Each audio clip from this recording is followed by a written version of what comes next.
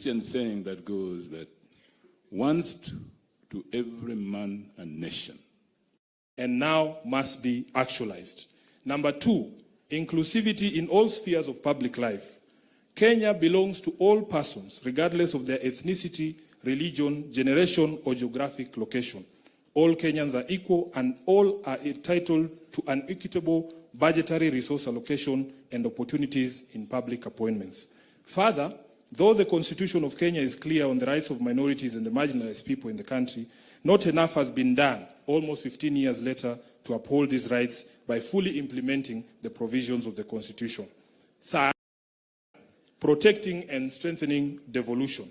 Devolution must continue to be protected from any possibility of clawback on devolved functions, and more effort must be put at devolving all funds allocated to a devolved function, increasing budgetary allocation to counties, and ensuring the timely and predictable disbursement of devolved funds. Your Excellencies, allow me to now invite my counterpart, the Secretary General of UDA, the Honorable Hassan Omar, Senator, to continue with the rest of the document. I thank you. Your Excellency the President, Your Excellency the Prime Minister, Your Excellency the Deputy President, Your Excellency the Chair of UDA. Like my brother Sifuna, I can confirm that UDA has also processed this document through the necessary protocols that are established by our Constitution. Present here is the National Steering Committee, which is chaired by His Excellency the President, who I will not ask to stand. There's also the National Executive Committee of the UDA. Can you please rise for recognition? And we also have the UDA Party Parliamentary Group that is also present in this auspicious occasion. I will proceed from where my brother Sifuna left. Number 4, promoting and protecting the livelihoods of young people. Urgent and massive investment must be made in all high potential sectors of the economy, including mining, blue economy, agriculture, and ICT, to create sufficient employment opportunities that provide ways for young people to earn a decent living. Nationwide economic stimulus programs must therefore be initiated.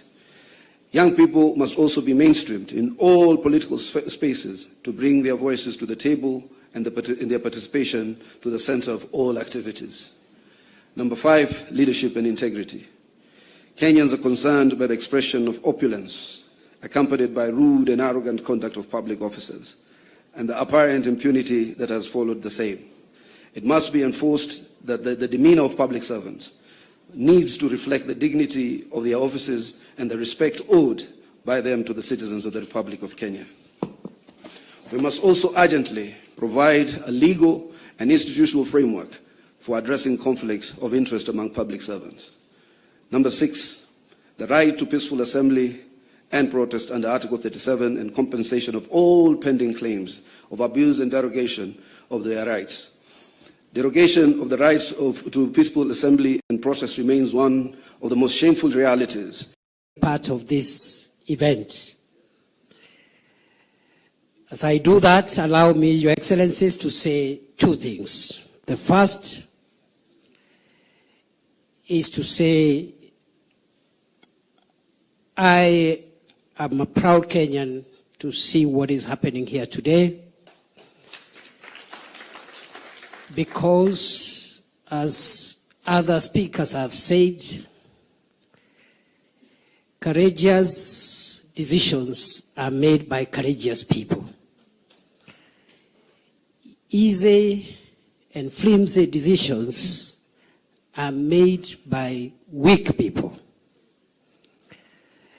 And therefore, our coming here to witness this decision is a testament that the future of Kenya looks great, courtesy of the decisions that the 2 of you have made. The 2 of you have the largest political infrastructure in our country, by far. Between the 2 of you, you have the wherewithal, politically speaking, of the entire country. If you were individualistic and selfish, you would have chosen to exercise your muscles, one against the other, on opposite sides of politics. In the process, you may have succeeded in undercutting one another, but in the process, you would have succeeded a great deal in undermining the speed, efficiency of the development of our country. So I thank you, Your Excellencies, for making brave decisions, because not everyone can make those kind of decisions. Many people, even claiming to be leaders, are weak, so they make weak decisions, they make selfish decisions, they make sectarian decisions, they make decisions that only serve to their interest as opposed to the interest of society as a whole. And I dare say, Your Excellencies, that strong leaders think the nation. Weak leaders think division. Congratulations. The second and last point I want to make, Your Excellency, again, is the remarkable convergence of ideology that I see in the coming together of ODM and UDA. I have listened carefully to the joint script that was read by the two Secretary Generals, very carefully. In between, I can confirm, as a long-standing student of constitutional law, practice, and government, that between the two parties, because I could see the language from ODM, the language from UDA, the issues raised here, which we pray under your leadership jointly, you'll help us pursue them as a country. Those issues will resolve the things that have held Kenya back all this long.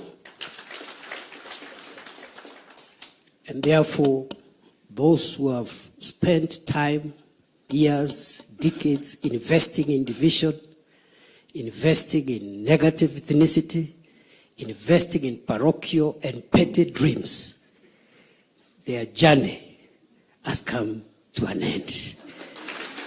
I want to thank you, Your Excellencies. We wish you well, and I know I speak on behalf of all my colleagues from both ODM and UDA. We wish you well, because if you succeed in leading us, Kenya will succeed. And therefore, I am happy, Your Excellency, and allow me now, so that we climax this event with two speeches. And I'm going to invite the first speaker, Your Excellency Raila Odinga. Welcome, Your Excellency.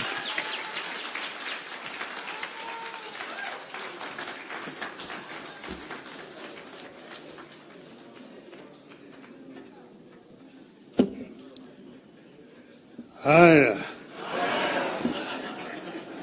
You may be seated. Thank you very much. Your Excellency, President William Ruto, who is also the party leader of UDA, leaders of the two political parties, ladies and gentlemen, I'm Jambo. There are ODM people here. ODM. ODM. ODM. You see, wako tayari. Well, I'm very happy to stand before you here this morning to talk to you after a long period of absence. As you know, that in the last 6 months, I've been engaged in the campaign on the continental platform for the position of the chair of the African Union. Some people ask me, why did I decide to run for that position? And I say that I was approached by senior leaders on the continent who, when they saw that that position was becoming vacant, they needed somebody with a Pan-Africanist ideology to go and try to set that movement in the right path so that it can achieve the objectives for which the founding fathers formed it.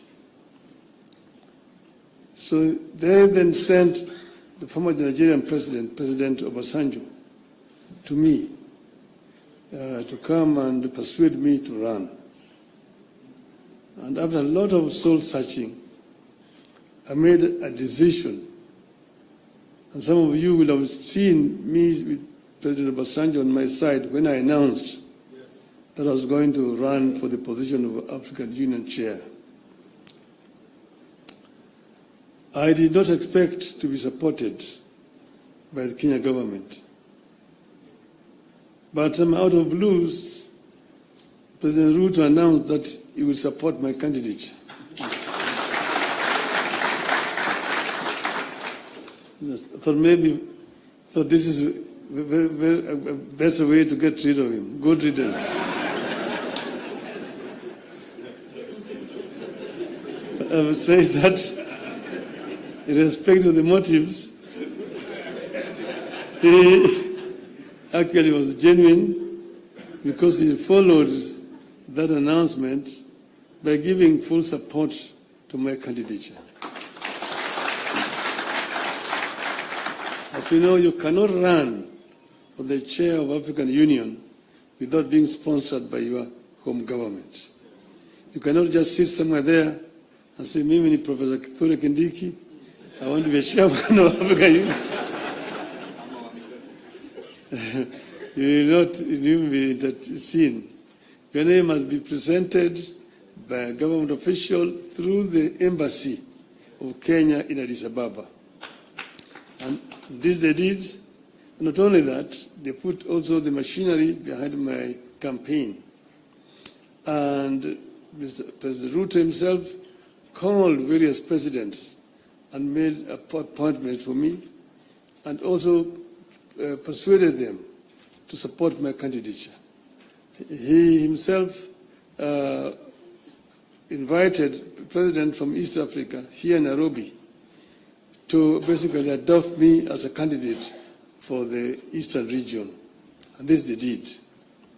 So Kenyan ambassadors in all those foreign countries were also informed and that they would support my candidature. And whenever I went to, they received me at the airport, took me to the hotels, and also took me to meet with the president.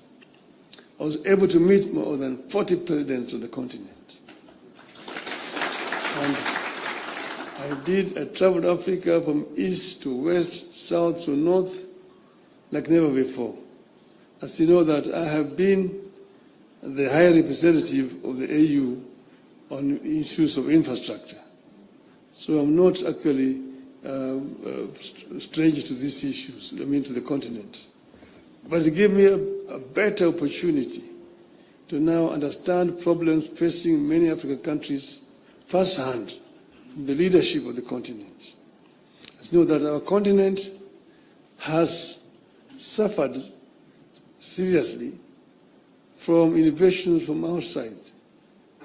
First was the slave trade that took so many of able manpower across the shores to go and work in the building of Americas, both North America and South America. Some were taken to Arabia, some were incarcerated there and died there. So that was the first. Then came colonialism, where they went and set somewhere in Berlin and partitioned Africa according to their interests. British, French, Italian, Portuguese, and so on and so forth. So Africa has suffered seriously That was colonialism. Then when Africans fought for independence, they granted it, but it was a flag. But then there was also neo-colonialism that came about, and Africa has continued to be marginalized. So I saw this and came up with a program of how we were going to deal with these issues. We campaigned strongly, and we went to Addis Ababa quite confident of victory.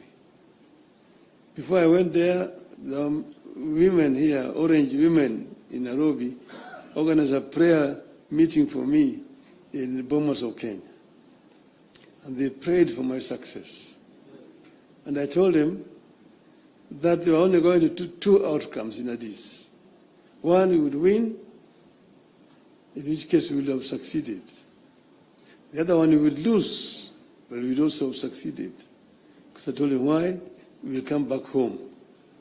So east and or west, home is? So we are here. So when I came back, I went to meet with the president in Mombasa to thank him for the support that the government had given me during that campaign.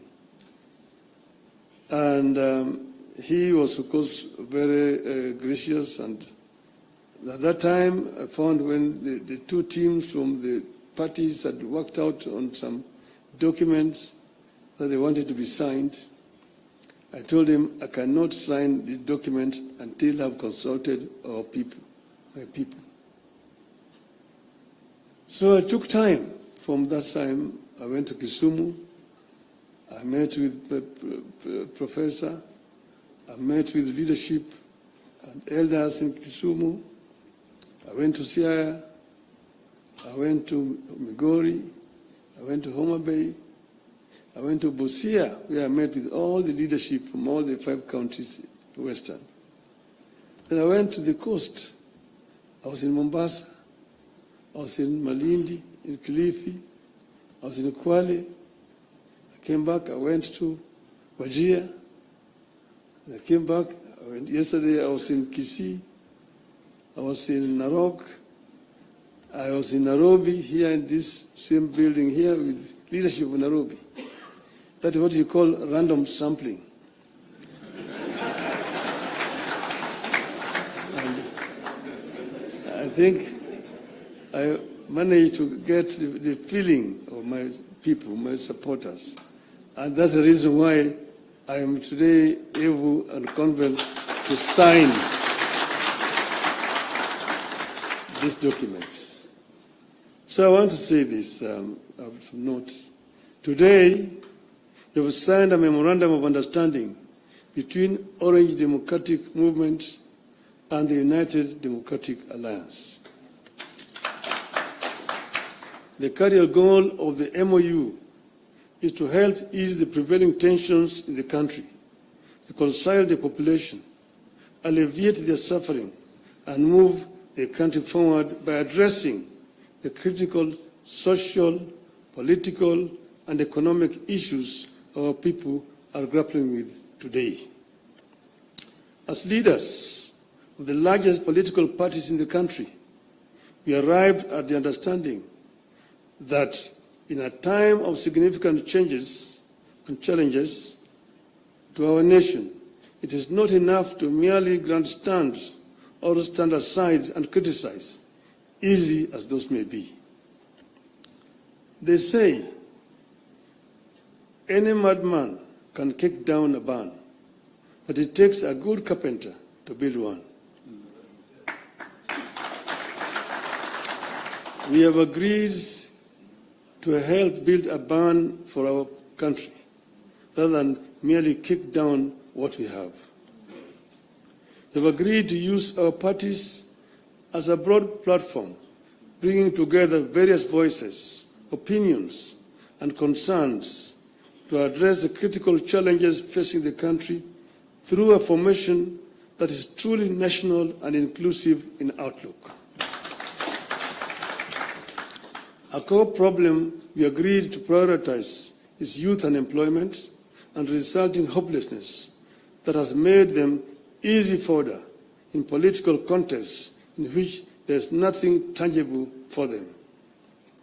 In this MOU, we agree to embark on steps to realign the country's economic, social, and political priorities to address the youth agenda that has progressively fallen behind in the last 62 years of our independence.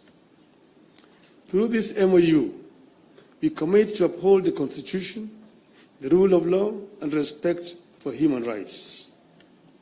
Importantly, we pledge to tackle unemployment, cost of living, crippling poverty, inequality, and the failure of the institutions that have been eroded by inefficiency and corruption over the decades, making them unable to deliver to Kenyans.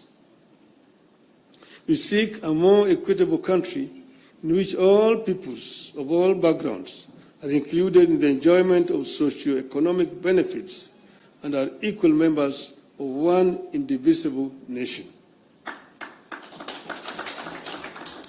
All Kenyans must feel that they belong here by right and the right to access, without any form of discrimination, whatever Kenya has to offer.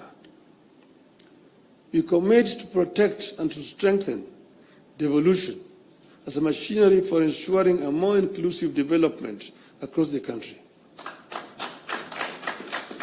In this regard, we will be tabling a proposal that the unbundling of functions that has been recently concluded, counties should get not less than 450 billion shillings in the 2025-2026 financial year.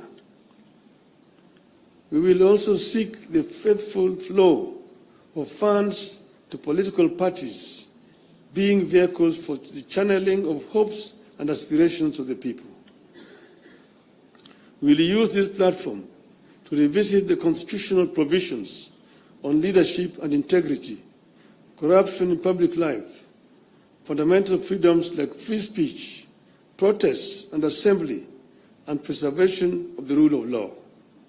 We recognize that many of the issues this country is struggling with are as old as the country itself. It will take mutual trust between leaders and the creation of a conducive environment for them to be tackled with honesty and objectivity in a broadly constituted formation. As leaders of and our parties, we commit to hold regular consultations on pressing issues, exchange expertise and information on the best practices in the governance of the Republic of Kenya, and facilitate and participate in public activities of interest to the people of Kenya that relate to their problems. We make it clear that the memorandum we have signed today does not define the formation of a political coalition between ODM and UDA. However, its successful implementation could inform the basis of steps toward the establishment of a broadly constitutive and progressive formation for a stable country in future.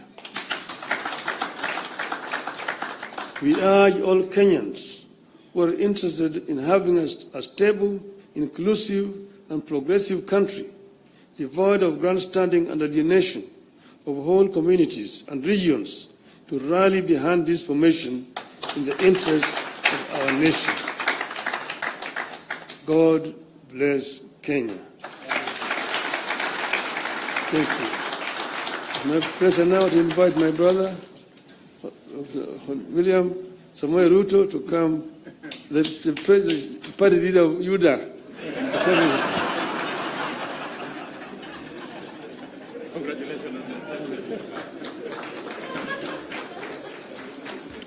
Thank you very much, the Honorable Prime Minister, and please let's take our seats.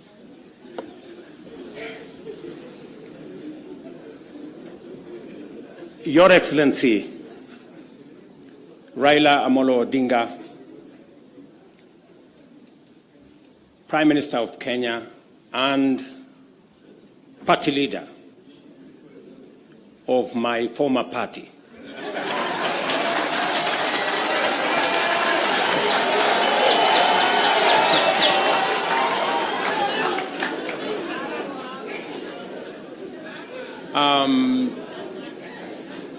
Your Excellency, the Deputy President of the Republic of Kenya, Excellencies, leaders of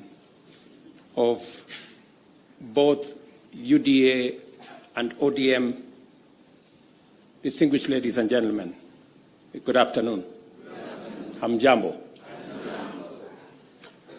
I want to associate myself with the comments that have already been made by my elder brother, Raila Odinga, on the journey that we have come as our two political formations. When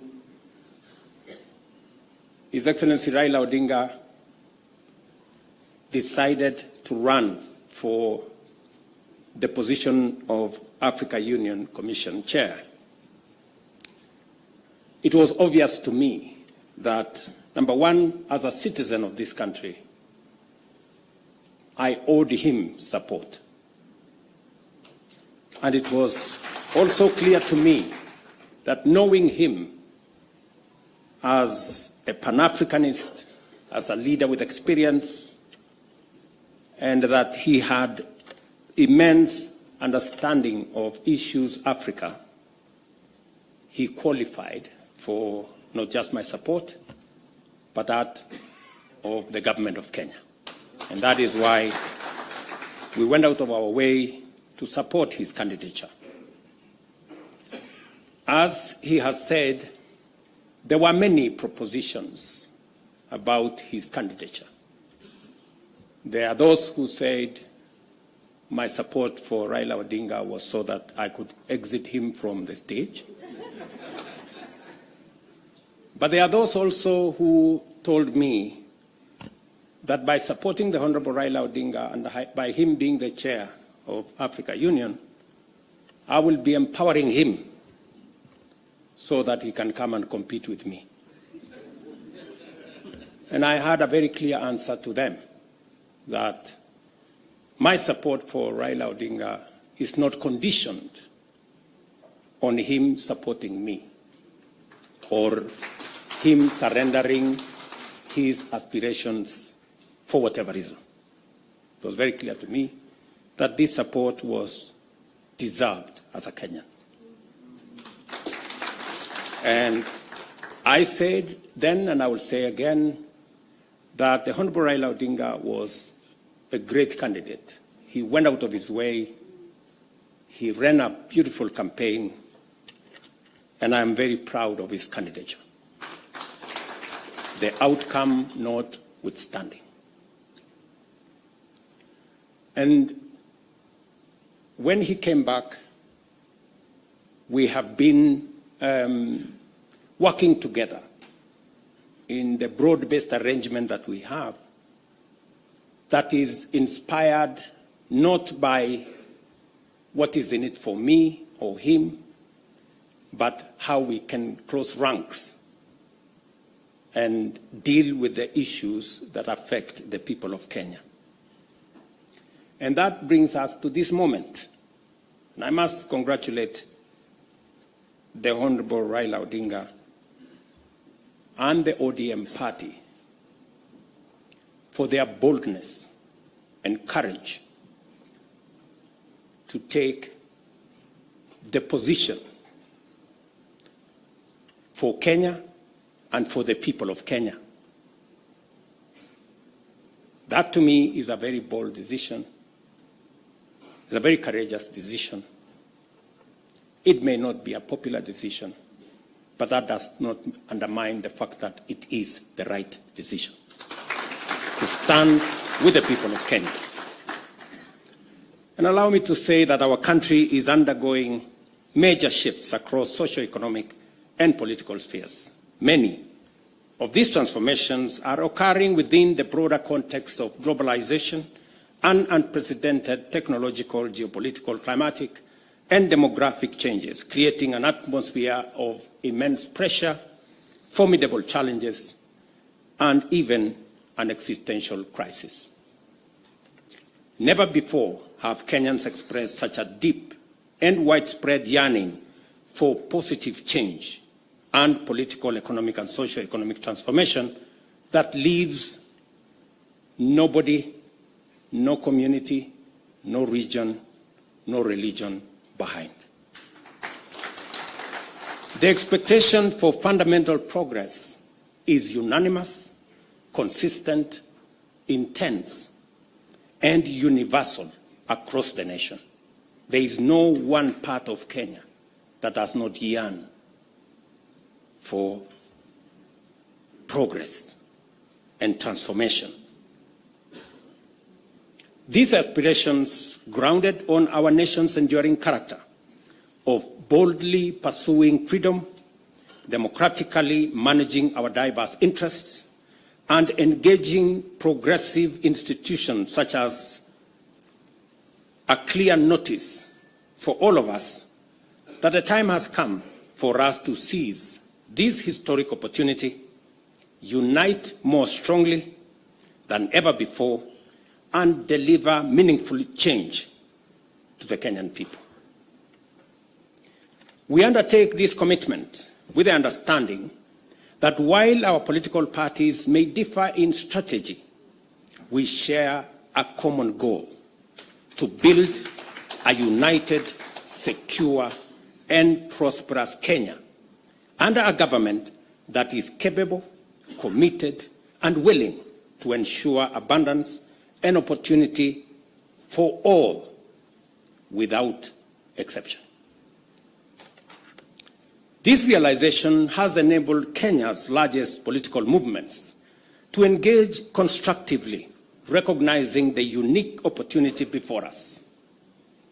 As leaders and as a generation of citizens, we must embark on a bold and radical path of national transformation, confronting and resolving the fundamental issues that have shaped every national crisis since independence. And we have had an able listing of what this is.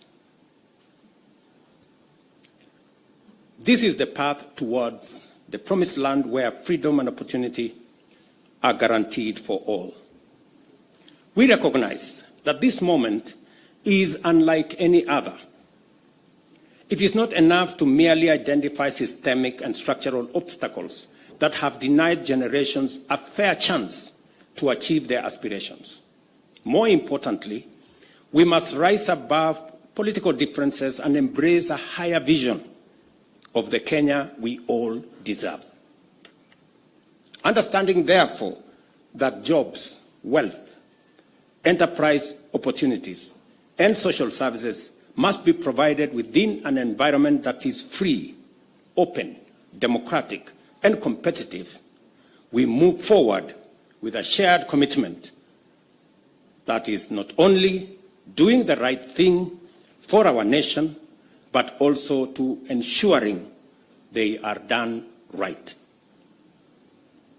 We, the leaders of UDA, Kenya Kwanza, and ODM, commit to implementing the NADCO report to address key national issues,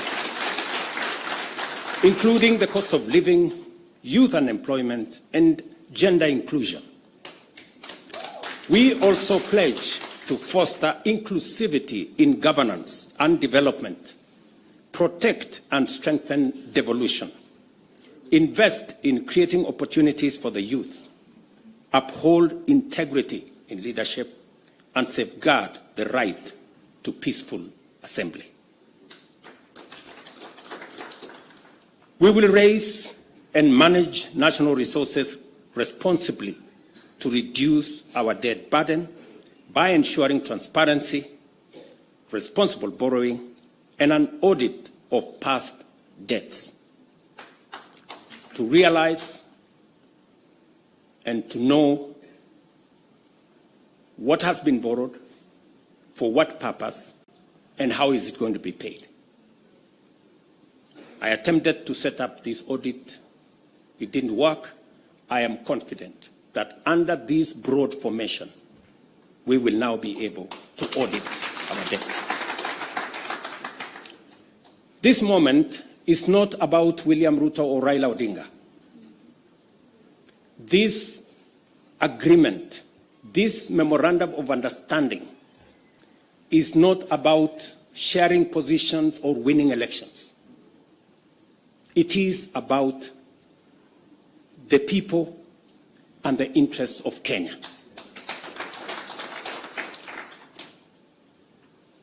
That is what is significant. To me, the interests of this great nation. We have talked about Kenya of potential for far too long. It is now time that we close ranks as leaders, because this nation can succeed. We have what it takes to be a great nation.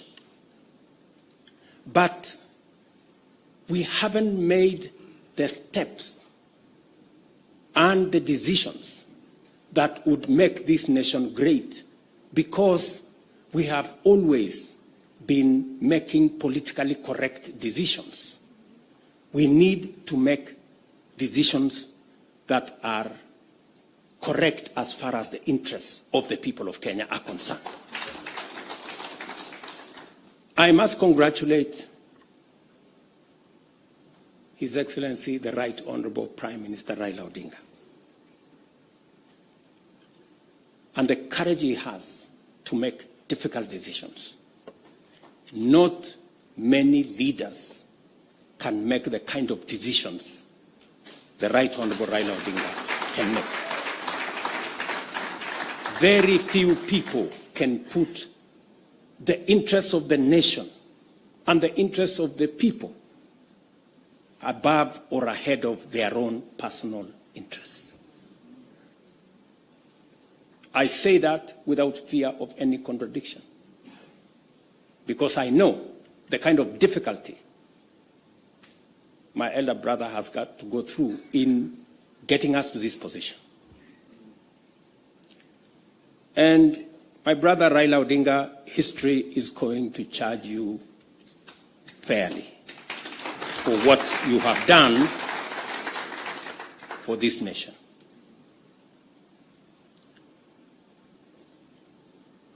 Immediately after the elections, several months after the elections, I called my brother and I told him, you have been my party leader. You have been my senior. Today, by God's grace, I'm president. I want you to be treated well.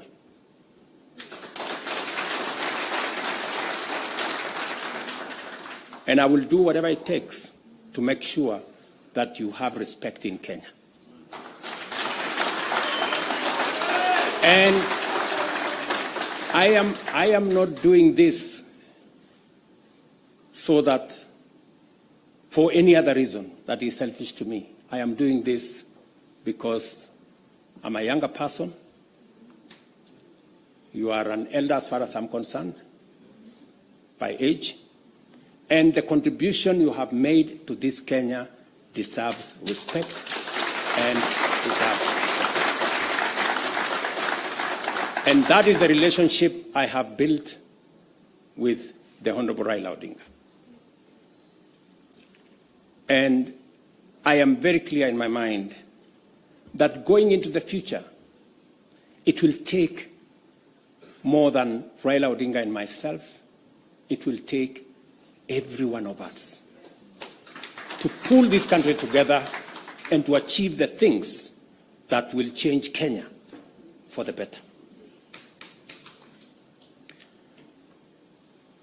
Let me say this, that equally, we will fight corruption decisively, eliminate public resource wastage, and uphold the rule of law and constitutionalism, ensuring that government officials respect judicial decisions and protect the rights of all citizens.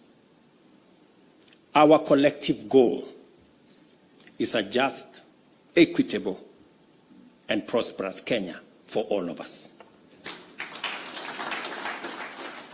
Thank you very much to all of you. May God bless our great country, Kenya. Asanteni sana. Another round of applause for the principals, please, as I seek your indulgence, Your Excellencies, for a quick photo opportunity. If we can kindly just move the tables, if you'll just give us a minute to move the tables, we'll have a quick photo opportunity, starting with the two principals.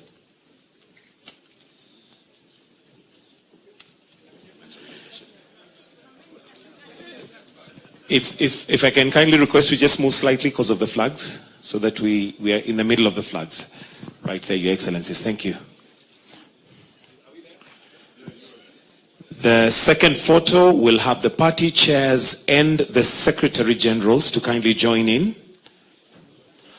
The party chairs and the Secretary Generals.